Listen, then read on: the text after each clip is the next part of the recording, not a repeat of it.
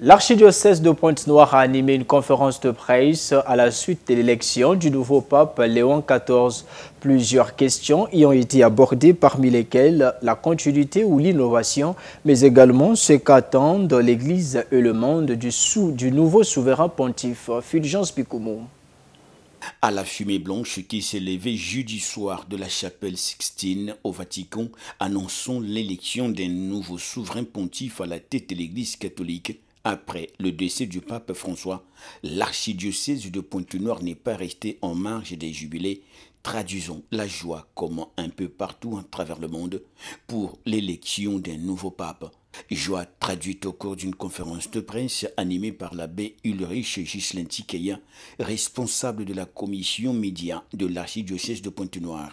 Donc c'est déjà une grande joie pour l'Afrique d'avoir un successeur de Pierre. Le siège n'est plus vacant. Et puis au niveau du Congo, il y a quand même quelque chose que j'ai trouvé, mais comme un clin d'œil du ciel. Un clin d'œil du ciel dans le sens où le pape Léon XIV est né le 14 septembre 1955. Et le 14 septembre, c'est la date de la création de 3 diocèses au Congo. Donc, le diocèse de Brazzaville est créé le 14 septembre 1955, le diocèse de Ouando 14 septembre 1955, le diocèse de Pointe-Noire 14 septembre 1955. On est diocèse depuis le 14 septembre 1955. Donc, date de naissance de notre souverain pontife. Donc, chaque fois que, au niveau de l'Église du Congo, on fêtera l'anniversaire de création du diocèse, eh bien, ça sera le même jour parce que notre pape est né le même jour que nos diocèses au Congo. Vraiment, pour moi, c'est une très bonne nouvelle. C'est un clin d'œil du ciel à ne pas négliger. Voilà la grande joie. Et c'est une bonne nouvelle pour nous. Comme pour un gouvernement, la continuité de l'État est primordiale.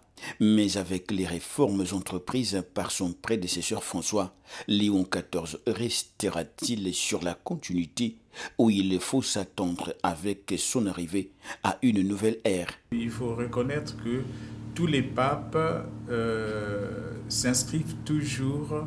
viennent toujours continuer ce que les autres ont commencé, mais maintenant ils vont aborder ça sous un autre angle. Ils vont aborder ça, chaque pape aborde ce que l'autre a eu à faire d'abord. Il est d'abord dans la continuité, mais après il va enrichir ce que l'autre a eu à faire sous un autre angle, parce que c'est le même esprit qui préside à l'élection des papes. Donc il va apporter un nouveau souffle aussi par rapport à sa personnalité et à cette nouvelle mission que Dieu lui donne après la mission achevée du pape François. Avec un monde émietté par les foyers de tension, mais aussi une église en pleine mutation, le nouveau souverain pontife apparaît comme l'homme de tous les espoirs, capable de faire des ponts entre religions, mais aussi entre nations, avec l'appui du mouvement de l'écuménisme pour instaurer un monde de paix. Telles sont les attentes de l'Église pour le nouveau pape. Mais qu'est-ce que l'Église attend de ce nouveau pasteur? Il a déjà annoncé, c'est son tout premier discours public. Ça veut dire qu'il donne déjà les grandes lignes de son pontificat. Donc on attend de lui un faiseur de pont, justement, un faiseur de pont, un pacificateur.